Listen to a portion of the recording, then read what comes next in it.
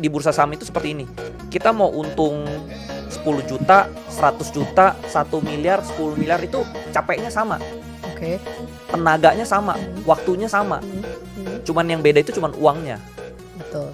Jadi kalau misalnya beda kan kalau kayak kita misalnya bisnis nih. Kalau misalnya kita restorannya kecil, pasti untungnya kecil. Restorannya besar, untungnya baru bisa besar gitu kan. Nah, kalau di saham itu sebenarnya tenaganya sama. Mau ngurus kecil, mau ngurus 10 juta, 100 juta, 100 miliar pun sama sebenarnya. Kalau kita masuknya gede, untungnya lebih berasa.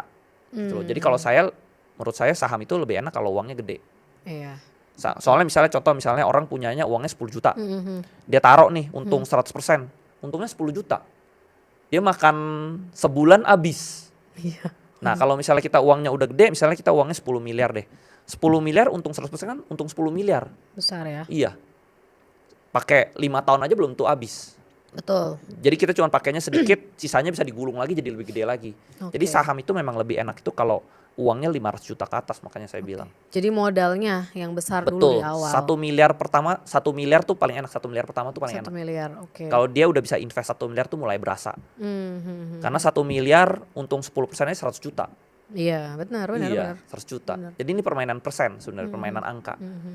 Gitu loh. Dan di market dapat 5-10% tuh banyak ya sahamnya ya. Banyak. Kayak contohnya setelah market crash yang Trump bulan lalu ya, tarif itu ya, itu saham yang sebulan naik 50% tuh banyak sekali. Wih. Kan kayak Pani udah naik 50%, 40-50%. Sahamnya Prayogo Pangestu banyak yang udah naik sampai 50-70% sebulan loh. Iya, sebulan ya. Sebulan Luar gitu. Jadi biasa.